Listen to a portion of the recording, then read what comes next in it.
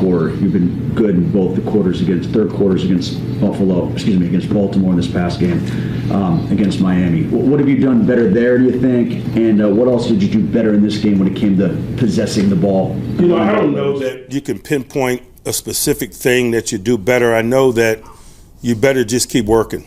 You don't always get the results that you desire immediately when you have an agenda. But if you believe in the agenda, you keep pounding away, and it might just be that result that we're finally breaking through in some areas that are producing the outcomes. But we might have been in the right neighborhood, knocking on the right doors for an extended period of time. I just think that's the challenge of decision making and strategy in this business. Sometimes solutions come to you in an instant, and you see the fruit of that instantly. Sometimes your will and your commitment gets tested because you don't necessarily get what you're looking for immediately. We haven't done anything significantly different in the last 2 weeks in that area that we hadn't been working on. But certainly, I agree with you. It's been moving in the right direction of late. Like after the Bills game, Aaron kind of publicly challenged the pass catchers just to get on the same page, show up to things. The 2 weeks since, the offense has been clicking, the pass catchers' pass game has been a little bit more seamless. Is that a result of Aaron kind of challenging this group? I don't know the challenge that you speak of, and so I wouldn't be the guy to speak to that. I'm sure you'll get an opportunity to speak to him in the open locker room.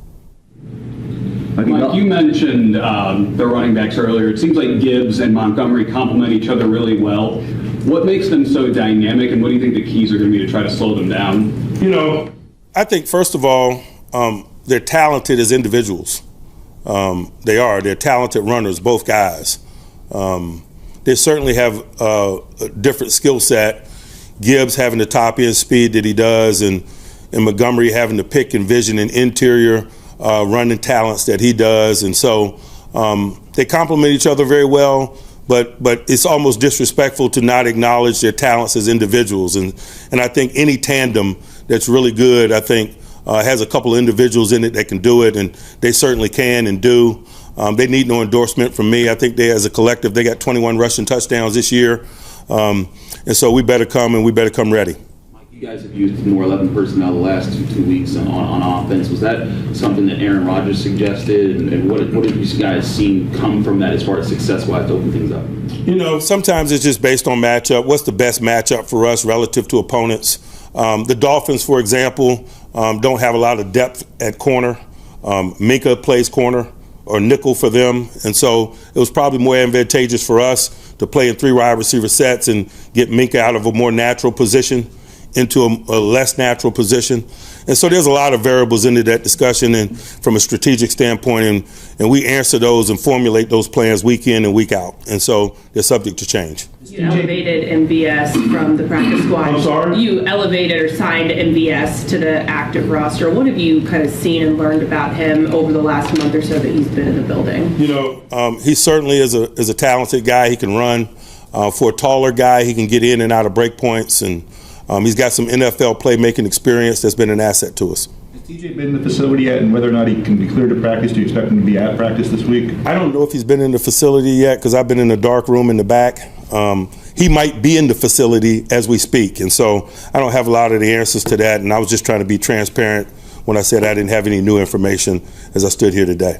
We have you in this setting as opposed to breathing down your neck after practice about this, but is there anything more you can tell us about what you learned about the dry needling technique or how that might continue or not continue with your team? I have no new information regarding that, none whatsoever. How's Jack Sawyer progressed, and if you need to lean on him in a tough matchup against Penny Sewell, what would that be like? Jack is doing what a lot of young quality defenders do. They make the best with what you ask them to do, and they work in all areas and get better. And usually those that are playmakers in special teams eventually become playmakers on defense. And he certainly has been that for us. He's made some plays on teams. He made some plays on teams last night. And so I'm never surprised when they transfer that playmaking to the defensive side when they get more opportunities to do so. He's had some opportunities this year and has made some plays, has had a sack, has had an interception. And so I wouldn't be surprised if he displays that readiness, if he gets an expanded role opportunity this week. Do you have to alter how you prepare defensively when you face a coach that's as aggressive on fourth down as Campbell is? No, not really. We live it down in and down out. You don't get an opportunity to win fourth down until you win third down. And so that's the spirit in which we go about it. Mike, is the tush push or Steelers shove, whatever you want to call it, with Connor become more reliable for you guys, and how does that kind of impact your situational decision making? I think it's been reliable the whole time we've done it. Maybe we've only failed once in Chicago. It just speaks to the versatility that we have in the tight end room. We've talked a lot about it. We got a deep and diverse tight end group. Darnell is a point of attack run blocker. Jonnu is good run after. You saw that in a lot of ways. We threw him a screen. We pitched him a toss. Muth is a zone killer. You saw that last night. And Connor's a jack of all trades. He's a four-phase special teamer. He does things like that for us. And so I think that's just more of a reflective of the deep and diverse group that we have at that position. Patrick Lee talked about the collective guys committing to their jobs and not trying to jump out and do other people's roles, and that trust that's been forming. How do you as a head coach try to set a stage to fix those kind of problems when at least a popcorn can come from any direction? I think a component of it is continuity. And when you infuse new people in, you don't have a lot of continuity. Certainly over the last several weeks, we've established some continuity, particularly on the back end. For example, when we moved Jalen to free safety full-time and acquired Doug and some of that stuff, that began the continuity.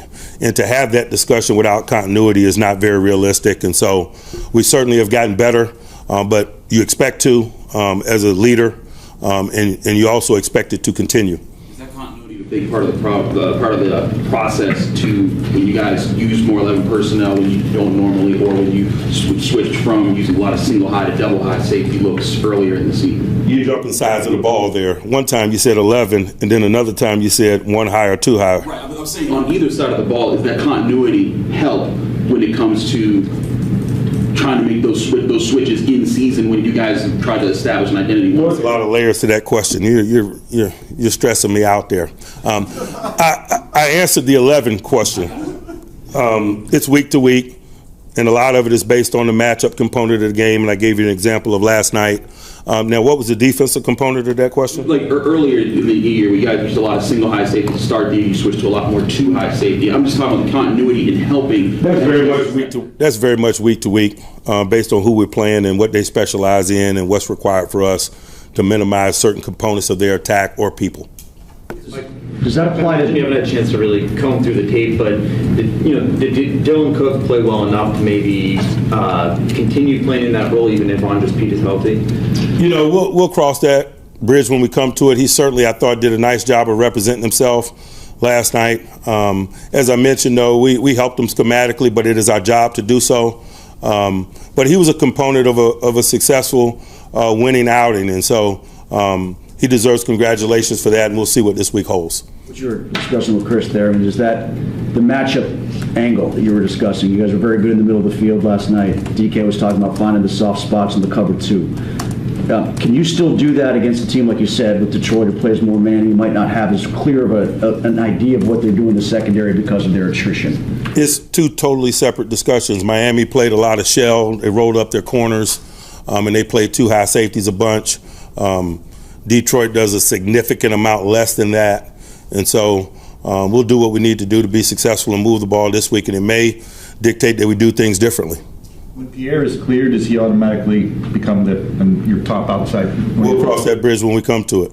Mike, was Herbig's hamstring, was that aggravation of what he dealt with earlier in the year? I don't know, to be quite honest with you.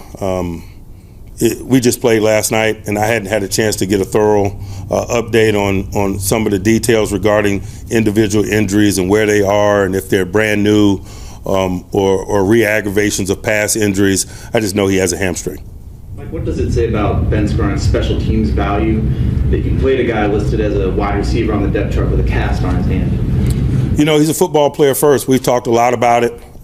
He's highly productive. He's a functional tackler. He's a big guy for the space that he plays in. It gives him a matchup advantage, particularly when he's in one-on-one circumstances. And so we're thankful that he's capable and willing even in less than ideal circumstances. And let's see what he has for us this week. Asante played every snap a couple weeks ago. He hadn't played a game in 15 months, whatever. Were you watching that? Was that something to watch? And I guess he passed the test conditioning-wise and whatever. To be honest with you, I wasn't even watching it. He's the type of guy that he's in shape 12 months a year. Most corners are. He displayed that in the short period of time that he's been here in practice settings in terms of taking guard defensive reps and taking defensive reps. And so it was a very little concern to me or to us in terms of his participation last night. And not only that, but he's been an every down player when he was in LA, and so it wasn't something that was the first time for him or something that was foreign to him. What have you seen from Adam Thielen when he's not getting targeted, that he's provided value to the team outside of that? Man, he's excited to be here. He's expressed that. He's a hand in the pile guy. I thought he was very active in the run game last night, for example. You have a lot of ways to impact the game other than touching the football, and certainly his contributions have displayed that in a short period of time. Anything else? Aaron praised both him and MVS last week for their detailed work and the timing of getting things done. What does that do for an offense to set a tone for everyone else when you see veteran guys come in and inject that kind of detail? I just think that's the benefit of veteran guys. If Sayamalu can't play, does Spencer go right in the guard, or does he keep his role doing what he does? It's early in the process. We did an in-game adjustment last night where we brought Ryan McCullum in, and he did both with a full week to prepare. We may do similar things. We may take a different approach. But larger than that, more important than that, I'm not ready to rule out Isaac at this juncture. All right. Great.